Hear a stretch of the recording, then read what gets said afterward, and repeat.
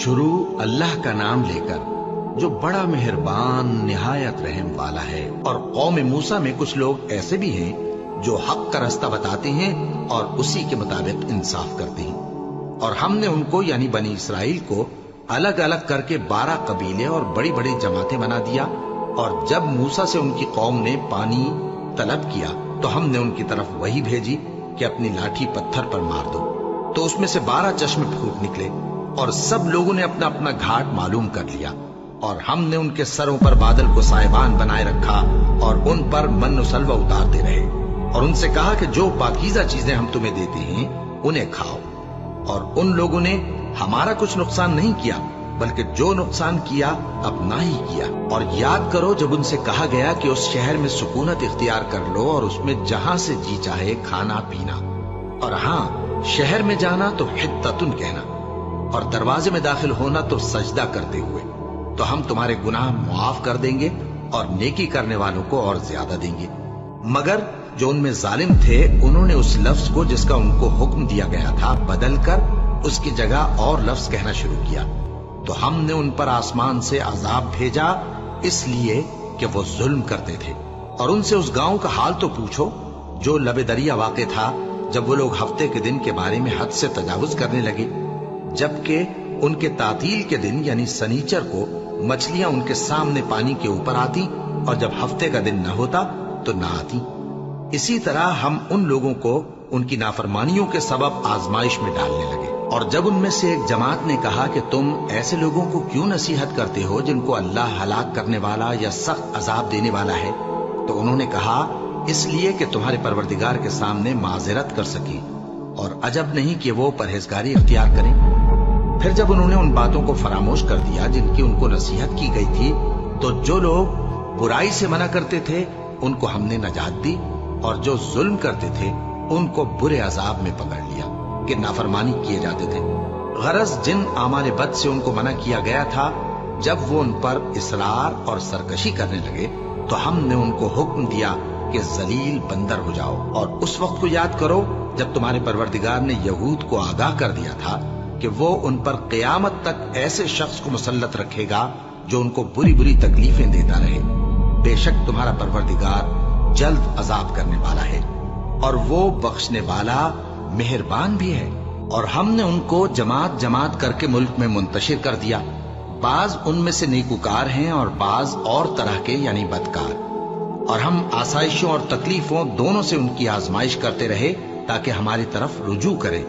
پھر ان کے بعد ناخلف ان کے قائم مقام ہوئے جو کتاب کے وارث بنے۔ یہ لوگ اس حقیر دنیا کا مال و متاع لے لیتے ہیں اور کہتے ہیں کہ ہم بخش دیے جائیں گے، اور اگر ان کے سامنے بھی ویسا ہی مال آ جاتا ہے تو وہ بھی اسے لے لیتے ہیں۔ کیا ان سے کتاب کی نسبت عہد نہیں لیا گیا تھا کہ اللہ پر سچ کے سوا اور کچھ نہیں کہیں گے؟ اور جو کچھ اس کتاب میں ہے اس کو انہوں نے پڑھ بھی لیا ہے، اور آخرت کا گھر پرہیزگاروں کے لیے بہتر ہے، کیا تم سمجھتے نہیں؟ اور جو لوگ کتاب کو مضبوط پکڑے ہوئے ہیں اور نماز کا اہتمام کرتے ہیں ان کو ہم اجر دیں گے کہ ہم نیکوکاروں کا اجر ضائع نہیں کرتے۔ اور جب ہم نے ان کے سروں پر پہاڑ اٹھا کھڑا کیا گویا وہ سائبان تھا، اور انہوں نے خیال کیا کہ وہ ان پر گرتا ہے، تو ہم نے کہا کہ جو ہم نے تمہیں دیا ہے اسے زور سے پکڑے رہو، اور جو اس میں لکھا ہے اسے یاد رکھو تاکہ پرہیزگار بن جاؤ۔ اور جب تمہارے پروردگار نے بنی آدم سے یعنی ان کی پیٹھوں سے ان کی اولاد نکالی تو ان سے خود ان کے مقابلے میں اقرار کرا لیا، یعنی ان سے پوچھا کیا میں تمہارا پروردگار نہیں ہوں؟ وہ کہنے لگے کیوں نہیں، ہم گواہ ہیں کہ تو ہمارا پروردگار ہے۔ یہ اقرار اس لیے کرایا تھا کہ قیامت کے دن کہیں یوں نہ کہنے لگو کہ ہم کو تو اس کی خبر ہی نہ تھی، یا یہ نہ کہو کہ شرک تو پہلے ہمارے بڑوں نے کیا تھا اور ہم تو ان کی اولاد تھے جو ان کے بعد پیدا ہوئے، تو کیا جو کام اہل باطل کرتے رہے اس کے بدلے تو ہمیں ہلاک کرتا ہے؟ اور اسی طرح ہم اپنی آیتیں کھول کھول کر بیان کرتے ہیں تاکہ یہ رجوع کریں۔ اور ان کو اس شخص کا حال پڑھ کر سنا دو جس کو ہم نے اپنی آیتیں عطا فرمائیں اور اس کو علم کے لبادے سے آراستہ کیا تو اس نے اس کو اتار پھینکا، پھر شیطان اس کے پیچھے لگا تو وہ گمراہوں میں ہو گیا۔ اور اگر ہم چاہتے تو ان آیتوں سے اس کے درجے کو بلند کر دیتے، مگر وہ تو پستی کی طرف مائل ہو گیا اور اپنی خواہش کے پیچھے چل پڑا، تو اس کی مثال کتے کی سی ہو گئی کہ اگر اس پر حملہ کرو تو زبان نکالے رہے، یا اسے یوں ہی چھوڑ دو تو بھی زبان نکالے رہے۔ یہی مثال ان لوگوں کی ہے جنہوں نے ہماری آیتوں کو جھٹلایا، تو ان سے یہ قصہ بیان کر دو تاکہ وہ فکر کریں۔ جن لوگوں نے ہماری آیتوں کی تکذیب کی ان کی مثال بری ہے، اور انہوں نے نقصان کیا تو اپنا ہی کیا۔ جس کو اللہ ہدایت دے وہی راہیاب ہے، اور جس کو گمراہ رہنے دے تو ایسے ہی لوگ نقصان اٹھانے والے ہیں۔ اور ہم نے بہت سے جن اور انسان دوزخ کے لیے پیدا کیے ہیں، ان کے دل ہیں لیکن ان سے سمجھتے نہیں، اور ان کی آنکھیں ہیں مگر ان سے دیکھتے نہیں، اور ان کے کان ہیں پر ان سے سنتے نہیں۔ یہ لوگ بالکل چوپایوں کی طرح ہیں، بلکہ ان سے بھی زیادہ بھٹکے ہوئے۔ یہی وہ ہیں جو غفلت میں پڑے ہوئے ہیں۔ اور اللہ کے سب نام اچھے ہی اچھے ہیں، تو اس کو انہی ناموں سے پکارا کرو، اور جو لوگ اس کے ناموں میں کجی اختیار کرتے ہیں ان کو چھوڑ دو۔ وہ جو کچھ کر رہے ہیں ان قریب اس کی سزا پائیں گے۔ اور ہماری مخلوقات میں سے وہ لوگ بھی ہیں جو حق کا رستہ بتاتی ہیں اور اسی کے مطابق انصاف کرتی ہیں۔ اور جن لوگوں نے ہماری آیتوں کو جھٹلایا ان کو ہم بتدریج اس طرح پکڑیں گے کہ ان کو معلوم ہی نہیں ہوگا، اور میں ان کو مہلت دیے جاتا ہوں، میری تدبیر بڑی مضبوط ہے۔ کیا انہوں نے غور نہیں کیا کہ ان کے رفیق یعنی پیغمبر کو کسی طرح کا بھی جنون نہیں ہے؟ وہ تو صاف صاف خبردار کرنے والے ہیں۔ کیا انہوں نے آسمان اور زمین کی بادشاہت میں اور جو چیزیں اللہ نے پیدا کی ہیں ان پر نظر نہیں کی، اور اس بات پر خیال نہیں کیا کہ عجب نہیں کہ ان کی موت کا وقت نزدیک پہنچ گیا ہو؟ تو اس کے بعد وہ اور کس بات پر ایمان لائیں گے؟ جس شخص کو اللہ گمراہ رہنے دے اس کو کوئی ہدایت دینے والا نہیں، اور وہ ان گمراہوں کو چھوڑے رکھتا ہے کہ اپنی سرکشی میں پڑے بہکتے رہے۔ یہ لوگ تم سے قیامت کے بارے میں پوچھتے ہیں کہ اس کے واقع ہونے کا وقت کب ہے؟ کہہ دو کہ اس کا علم تو میرے پروردگار ہی کو ہے، وہی اسے اس کے وقت پر ظاہر کر دے گا۔ وہ آسمان اور زمین میں ایک بھاری بات ہوگی اور ناگہاں تم پر آ جائے گی۔ یہ تم سے اس طرح دریافت کرتے ہیں کہ گویا تم اس سے بخوبی واقف ہو۔ کہو کہ اس کا علم تو اللہ ہی کو ہے، لیکن اکثر لوگ یہ نہیں جانتے۔ کہہ دو کہ میں اپنے فائدے اور نقصان کا کچھ بھی اختیار نہیں رکھتا مگر وہ جو اللہ چاہے، اور اگر میں غیب کی باتیں جانتا ہوتا تو بہت سے فائدے جمع کر لیتا اور مجھ کو کوئی تکلیف نہ پہنچتی۔ میں تو مومنوں کو ڈر اور خوشخبری سنانے والا ہوں۔ وہ اللہ ہی تو ہے جس نے تم کو ایک شخص سے پیدا کیا اور اس سے اس کا جوڑا بنایا تاکہ اس سے راحت حاصل کرے۔ سو جب وہ اس کے پاس جاتا ہے تو اسے ہلکا سا حمل رہ جاتا ہے اور وہ اس کے ساتھ چلتی پھرتی ہے۔ پھر جب وہ بوجھ محسوس کرتی ہے یعنی بچہ پیٹ میں بڑا ہوتا ہے تو دونوں میاں بیوی اپنے پروردگار اللہ سے التجا کرتے ہیں کہ اگر تو ہمیں صحیح و سالم بچہ دے گا تو ہم تیرے شکر گزار ہوں گے۔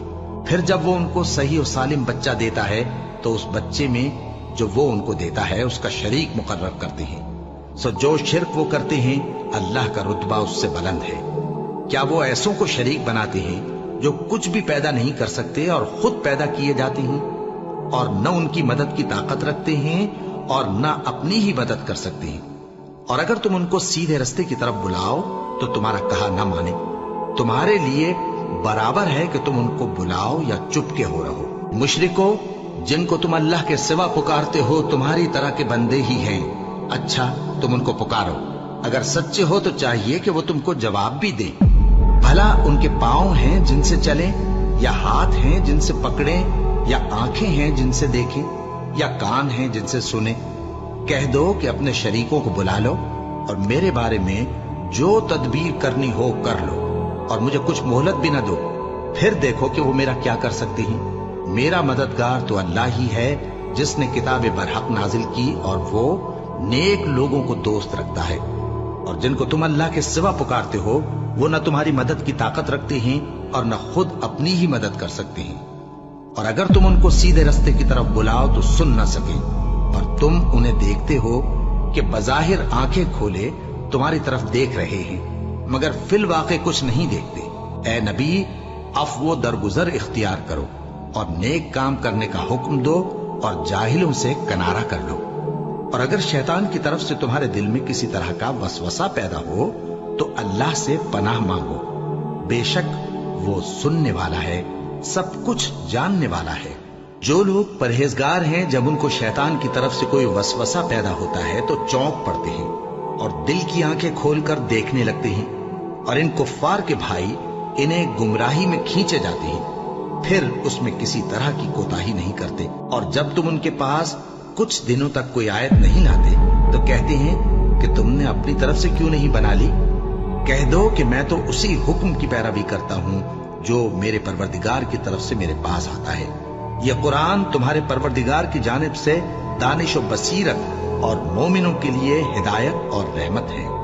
और जब कुरान पढ़ा जाए तो तवज्जो से सुना करो और खामोश रहा करो, ताकि तुम पर रहम किया जाए। और अपने परवरदिगार को दिल ही दिल में आजिजी और खौफ से और पस्त आवाज से सुबह शाम याद करते रहो, और देखना गाफिल ना होना। जो लोग तुम्हारे परवरदिगार के पास हैं वो उसकी इबादत से रूगर्दानी नहीं करते, और उस पाक जात को याद करते और उसके आगे सजदे करते रहते हैं।